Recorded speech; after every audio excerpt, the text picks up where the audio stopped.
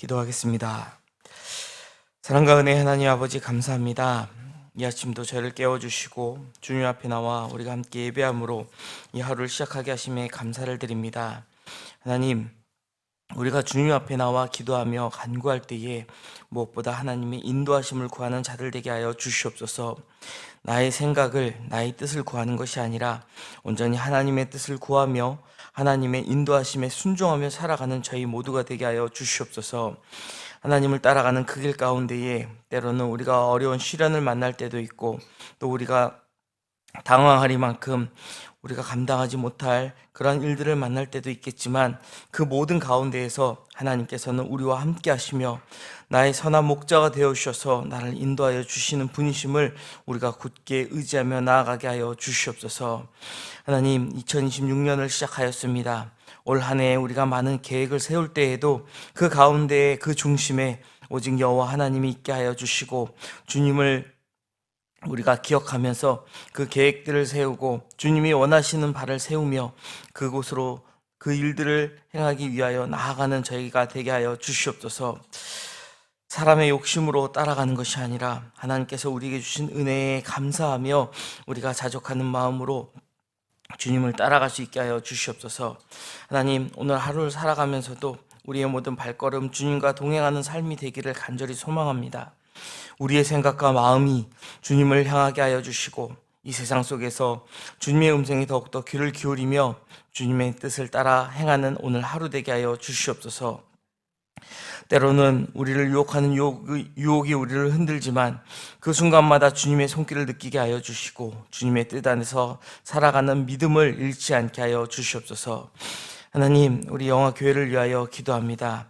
주님께서 세우신 영화교회를 주님의 은혜와 사랑으로 인도하여 주시옵소서.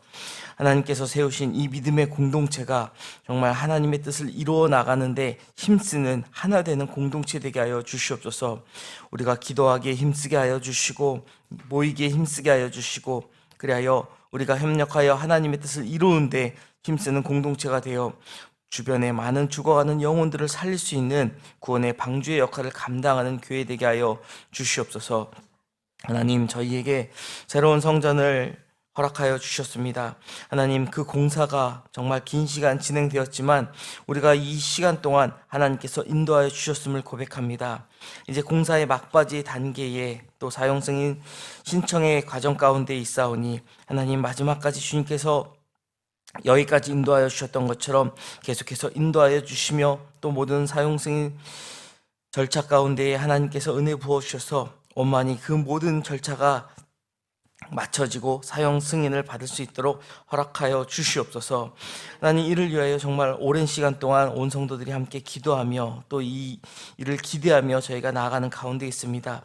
하나님께서 행하시고 하나님께서 이루신 그 일을 저희가 함께 목도할 때에 우리가 감사함으로 하나님께 경배와 찬양을 올려드리는 그날을 속히 맞이하게 하여 주시옵소서. 또한 이를 위하여 늘 헌신하고 있는 우리 건축위원회의 모든 위원들 하나님께서 함께하여 주시고 능력으로 붙들어 주셔서 또한 생업 가운데서도 하나님의 은혜가 차고 넘쳐 하나님 앞에 헌신하는 자들이 하나님께 귀히 쓰임 받으며 또 하늘의 신령한 복을 받는 것을 저희가 또 함께 바라보며 우리도 하나님 앞에 헌신하고자 하는 도전의 계기가 되게 하여 주시옵소서. 세우신 윤광서 담임 목사님 영육간의 강건함을 허락하여 주시고 올 한 해도 주님 맡겨주신 모든 사역을 감당함에 부족함이 없도록 늘 강건케 하여 주시옵소서. 세우신 모든 사역자들에게도 하나님 함께하여 주셔서 주의 일을 감당하는데 부족함이 없는 부교역자들 되게 하여 주시옵소서. 하나님, 또한 교회에 많은 직분자들을 세워주셨습니다. 하나님, 그 직분이 계급이 아니라 하나님께서 맡겨주신 귀한 직분이며 또 섬기기 위하여 우리에게 허락하신 직분임을 기억하며 우리가 충성됨으로 그 직분을 감당할 때에 주님의 몸된 교회가 더욱더 세워지며 부흥케 될 것을 믿사오니 하나님, 저희에게 순종할 수 있는 믿음을 허락하여 주시고 또한 그 일을 감당할 수 있는 성령의 충만함을 주셔서 그 일을 감당함으로 교회가 든든히 세워지게 하여 주시옵소서. 주님, 우리 가운데에 영육간에 연약한 지체들이 있습니다. 하나님, 이 연약한 지체들을 주님 손에 올려드립니다. 육신의 병으로 고통받고 있는 이들, 마음의 상처로 인하여 괴로워하고 있는 이들, 또 영적으로 침체되어 어려움을 겪고 있는 이들이 있습니다. 주님, 친히 주님의 손길로 어루만져 주시고 주님께서 그들을 치유하사 그들이 회복의 은혜를 경험케 하여 주시옵소서. 오랜 시간 병상에서 주님의 은혜만을 간구하는 이들이 있습니다. 또한 그들에게 그들 마음 가운데에 하나님 위로와 평강을 더하여 주셔서 비록 내 몸이 약하나 그 약한 가운데 주님의 강함을 느끼게 하여 주시고 주님과 더욱더 친밀히 교제하는 그러한 은혜의 시간이 될 수 있도록 하나님 허락하여 주시옵소서. 내가 살든지 죽든지 모두 주님의 뜻이며 주님의 은혜임을 우리가 고백하며 나아가는 믿음의 사람들 되게 하여 주시옵소서. 하나님, 또한 우리의 믿음의 자녀들 올 한 해도 믿음 안에서 자라기 원합니다. 세상 가운데에 휘둘리지 않게 하여 주시고 부안해동하지 않게 하시며 하나님을 버타여 하나님 인도하시는 그 길, 하나님께서 주시는 그 비전을 밝히 보며 나아가는 우리의 자녀들 되게 하여 주시옵소서. 예수 그리스도의 흔들리지 않는 그 굳건한 반석에 깊이 믿음의 뿌리를 내릴 수 있도록 하나님 우리 자녀들을 붙들어 주시고 지혜와 명철을 더하시며 키와 믿음이 자라나는 우리의 자녀들 되게 하여 주시옵소서. 또 이를 위하여 헌신하는 교회학교에 많은 교사들이 있습니다. 특별히 또 겨울 성경학교, 겨울 수련회를 준비하는 그 손길들 가운데 함께하여 주셔서 많은 인원들이 함께 참여하여 하나님의 은혜를 또 경험할 수 있는 시간들 될 수 있도록 하나님 주관하여 주시옵소서. 이 시간도 주의 말씀을 사모하며 우리가 주님 앞에 나왔습니다. 우리가 주의 말씀을 볼 때에 이 말씀 속에서 역사하시는 하나님을 만날 수 있는 시간 되게 하여 주시고 그 말씀에 힘입어 오늘 하루를 살아갈 수 있는 은혜를 체험하는 시간 되게 하여 주시옵소서.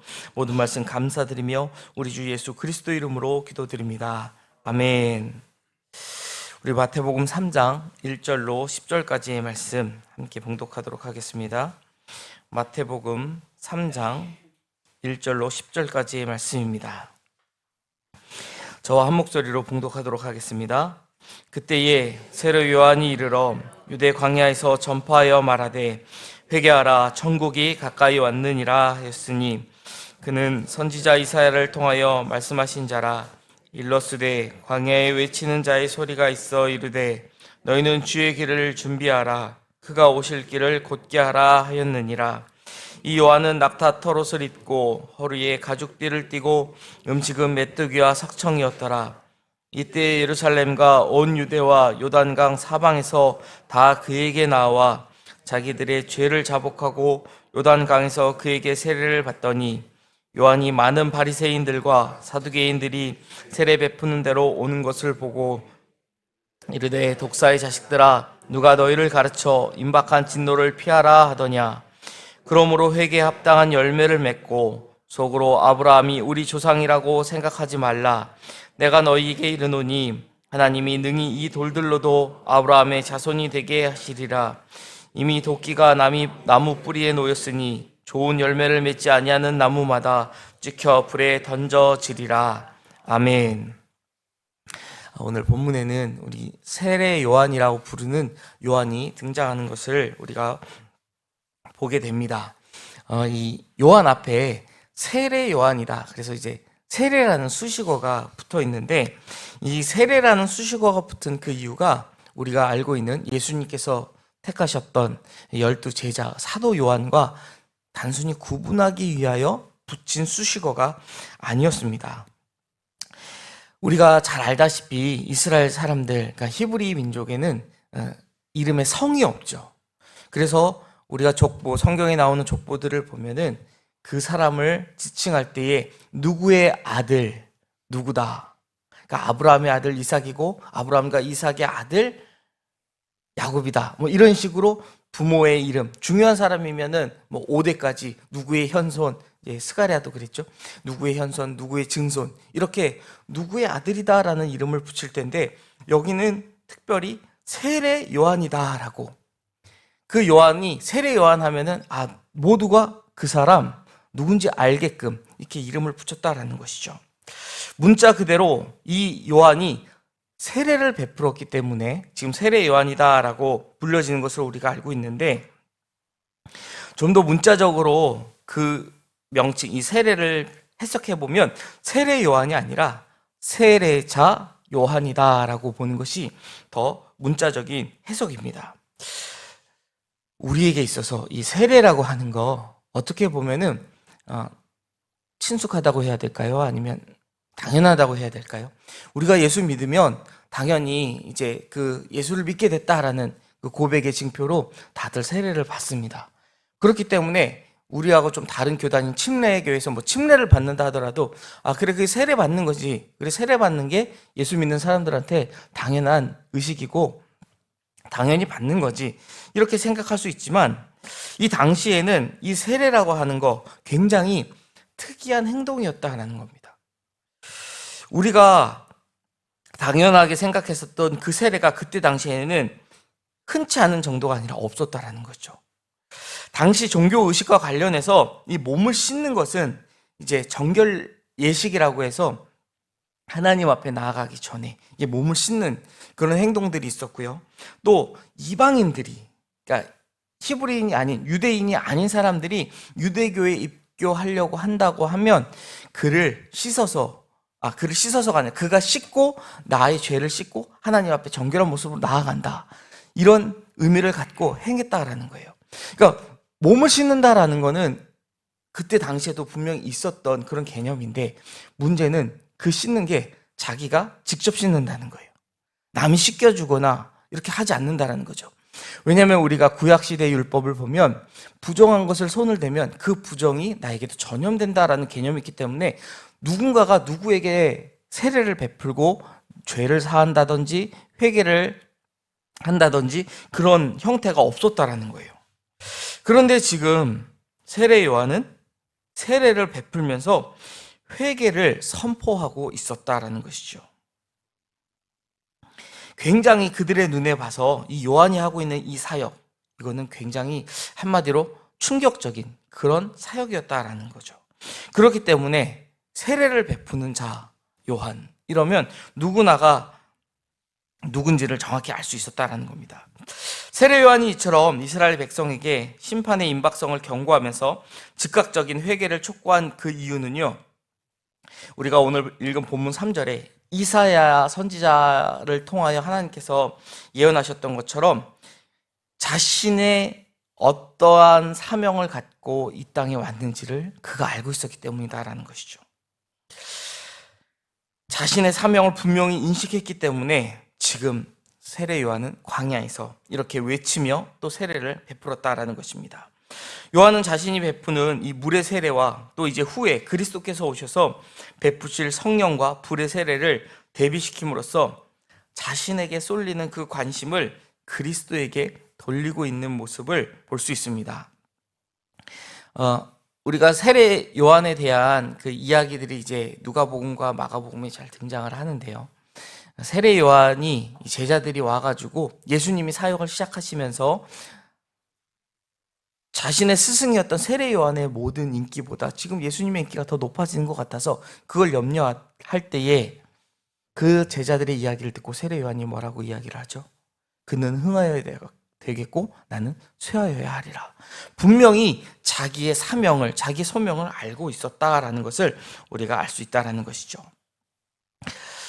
하나님께서 우리에게 주시는 소명을 우리가 바로 알고 살아간다라는 것, 이 세례 요한과 같은 길을 걷는다라고 볼 수 있다라는 것입니다. 요한은 이러한 사역을 했는데 그 사역은 결국 물의 세례를 베품으로써 사람들로 하여금 회개케 하여서 그리스도를 맞을 마음의 준비를 시키는 것이었다라고 볼 수 있다라는 것이죠. 우리가 세례를 받기 전에 세례 교육이라는 것을 실행을 하죠.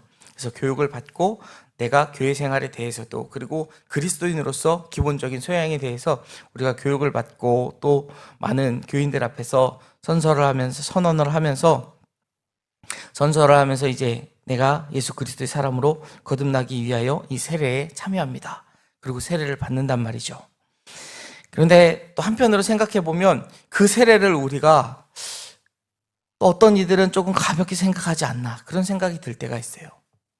세례를 받고 우리가 세례 교인이 됐는데 그 전과 전혀 변하지 않은 그런 삶을 살아가는 모습을 볼 때 그런 생각이 든다라는 것이죠.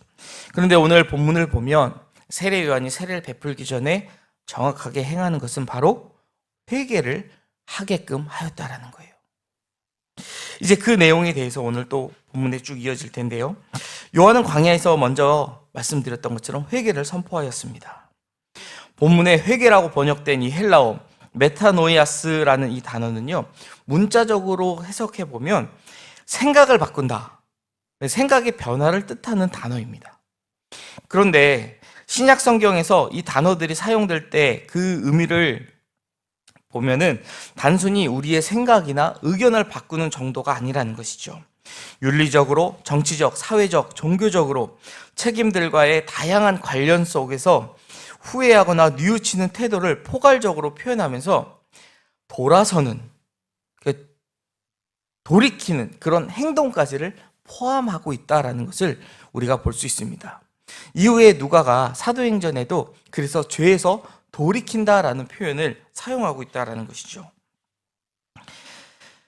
그래서 이러한 뉘우침과 후회는 무엇인가로부터 돌아서고자 하는 행동까지 뒤따라야 한다는 겁니다. 그래서 오늘 본문 8절에도 세례 요한은 회개에 합당한 열매를 맺으라고, 그 행동이 나타나야 한다라고 선포하고 있는 것이죠. 요한은 천국이 가까이 왔음을 선포하면서 오직 진정한 회개와 그 열매가 하나님 나라 백성의 증거다라고 지금 가르치고 있는 것입니다. 그럼 우리의 삶의 모습은 어떻습니까? 오늘 본문의 세례 요한의 외침은 당시 신앙의 형식과 전통에 치우쳐 있었던 이스라엘 백성에게만 전해지고 있는 외침이 아닙니다. 현재를 살고 있는 우리에게도 여전히 이 세례 요한의 광야의 외침은 전해지고 있다는 것이죠. 당시 이스라엘은 자칭 하나님의 백성으로서 율법을 지켰지만 마음은 하나님을 떠나 있었고 예배는 습관으로 변해 있었다라는 것입니다. 이스라엘 백성이 이제 하나님의 심판으로 바벨론의 포로로 끌려가다가 이제 포로에서 복귀한 이후에는 더 이상 우상 숭배의 문제는 성경에 드러나지 않습니다. 그러나 하나님을 온전히 예배하는 그 모습은 여전히 회복되지 않았다라는 것을 우리가 예수님의 공생의 사역을 통해서 보면은 잘 알 수 있죠. 그렇게 마음의 중심이 없는 그런 예배를 드리고 있는 그들에게 지금 요한은 회개의 선포를 하고 있는 것이죠. 그리고 그 이유가 천국이 가까이 왔기 때문이라고 말씀하고 있습니다. 그리스도께서 오심으로 하나님의 나라가 시작되었고 그때가 바로 하나님께로 자신들의 삶의 방향을 돌릴 기회였다라는 것입니다. 하나님의 나라는 단순한 미래의 약속이 아니라 현재 우리에게 다가오는 현실이라는 것이죠. 그러므로 요한의 이 메시지는 단순히 그 시대에 이 세례 요한이 살아있었던 그 시대를 향한 경고가 아니라 오늘을 사는 우리에게도 동일하게 울려 퍼지는 것입니다. 우리의 삶에도 이러한 회개가 필요하다라는 것입니다. 그냥 회개가 아니라 참된 회개가 필요하다라는 것이죠. 때로 우리는 신앙생활을 마음의 상태나 교회 출석과 같은 이 종교적인 습관으로만 이해하려는 모습을 보일 때가 있습니다. 그래도 내가 교회 열심히 다니는데 내가 예수 믿는 사람이지. 예수 믿는다라는 건 아까도 말씀드렸지만 회개한 사람들이다라는 거거든요. 내가 예수를 믿으니까 나의 죄를 회개하고 난 새 사람으로 거듭나서 세례도 받았다. 난 새 사람이 되었다. 나는 믿음이 있는 사람이야. 이렇게 이야기한다라는 거예요. 그러나 참된 회개를 단순히 이러한 생각을 고치는 것을 넘어 삶의 방향 전체를 하나님께로 재설정하는 것이다. 이렇게 볼 때에 자신의 잘못을 그냥 뉘우치고 난 새 사람이 되었다? 그렇게 이야기하는 것은 참된 회개가 아닐 수 있다는 것이죠. 그 정도의 회개는 우리가 종교라고 일컫는 다른 그런 종교에도 얼마든지 있다라는 거예요. 내가 죄를 졌구나. 내가 잘못했구나. 이 정도는 누구나 있다라는 겁니다. 그러나 우리 기독교에서 말하는, 성경이 말하는 회개는 내가 죄를 지었구나. 내가 죄인이구나. 내가 잘못했구나. 거기서 멈추는 것이 아니라 그것을 깨달은 즉시 우리가 그것을 뉘우치고 다시 하나님께로 돌이켜 하나님께로 나아가는 것까지가 회개라는 것이죠. 그러한 행동들이 우리 삶에 나타난다라는 것입니다. 가정에서, 직장에서, 인간 관계에서, 또 우리의 물질을 사용함에 있어서 우리가 인생 가운데 어떤 계획을 세우거나 또 무엇을 선택하는 그 선택 가운데에 그 중심에 하나님이 계실 때에 비로소 이 회개는 시작될 수 있다라는 것입니다. 우리가 회개했다고 그래서 이제는 내가 죽고 새 사람으로 거듭난 표징으로 세례를 받았다면 우리의 삶에는 회개의 열매가 맺혀져야 할 것입니다. 너무 어렵게 생각하실 거 없습니다. 우리가 정말 하나님의 사람이 되었다. 우리의 언행에서도 이런 변화가 느껴지실 거예요. 교회를 다니는 사람들이 쓰는 표현, 분명히 세상 사람들의 거친 표현과 다를 겁니다. 그리고 휴일이 되면 언제나 그냥 놀러 갈 생각만 하던 사람들이 내일은 주일이니까 오늘 좀 우리가 절제하고 내일 주일 예배 드리는데 우리의 컨디션을 더 조절하기 위하여 토요일을 거룩한 예배일로 지키는 모습들, 이런 것 하나하나가 우리가 어떻게 보면은 그런 회개의 열매라고 볼 수 있습니다. 회개의 세례를 선포한 요한 앞에 바리새인과 사두개인들이 나왔다라고 또 오늘 본문은 우리에게 말씀하고 있습니다. 당시 바리새인들하고 사두개인들 어떤 사람이었습니까? 복음서를 보면 가장 종교적으로 열심을 보였던 사람들이죠. 그런데 그런 사람들에게 지금 요한이 독사의 자식들이라고 부르면서 회개에 합당한 열매를 맺으라고 외치고 있습니다. 왜 그랬겠습니까? 그들이 자칭 종교 지도자라고 이야기하면서 하나님 앞에서 내가 가장 바르게 살고 있는 율법을 지키는 율법의 완전한 자라고 이야기하면서 정작 회개 열매가 나타나지 않았기 때문이죠.